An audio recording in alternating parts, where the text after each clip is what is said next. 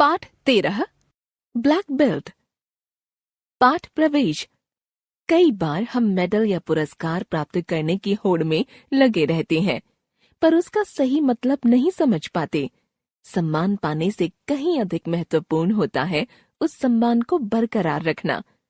इसलिए अपनी उपलब्धि के मुताबिक मेहनत करें और प्रतिष्ठा बनाएं। इस पाठ में भी मेहनत करने के महत्व के विषय में बताया गया है। जूडो की क्लास समाप्त हुई तो सक्षम और संस्कार जूडो मास्टर से पूछने लगे, सर, मार्शल आर्ट विज्ञान है या कला? क्या हो गया? फिर कुछ झगड़ा हुआ है क्या तुम दोनों में? सर ने मुड़कर उनको ध्यान से देखा। नहीं सर, हम आजकल लड़ते नहीं हैं। सब जूडो में ही पूरा हो जाता है। संस्कार बोला। मास्टर सुब्रतो स्कूटर स्टार्ट करने वाले ही थे कि कुछ सोचकर बोले, सब आ जाओ, थोड़ी देर बैठते हैं, बातें करते हैं। हाँ भाई, मार्शल आर्ट तो कला भी है। सभी मार्शल आर्ट्स का एक समान उद्देश्य खुद की या दूसरों की किसी शारीरिक खतरे से रक्षा करना है। अब तो यह अपने मूल रूप से अलग हो खेल बन गया है।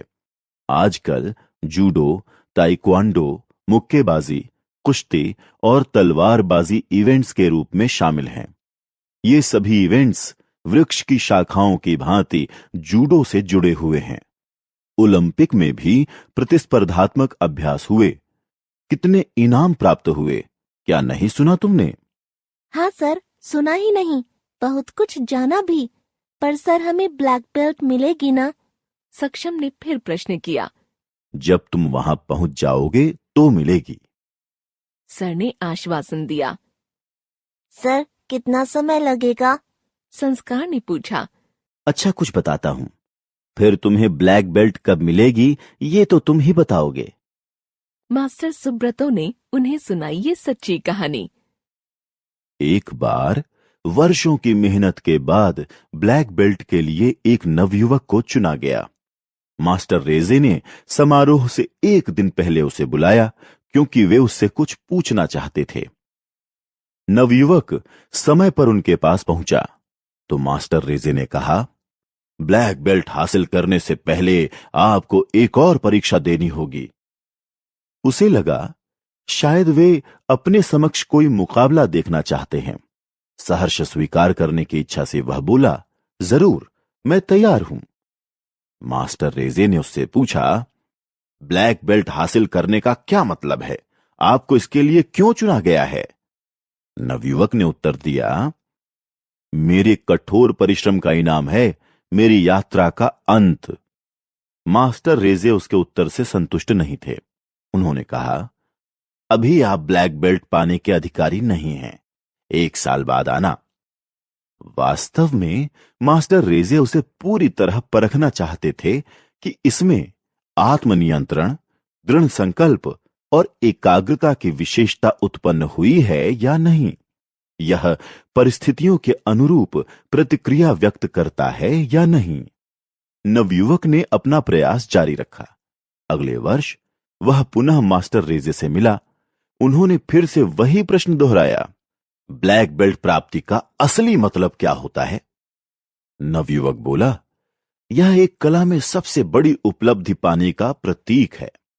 मास्टर रेजे उसकी तरफ ध्यान से देखते रहे, प्रतीक्षा करते रहे।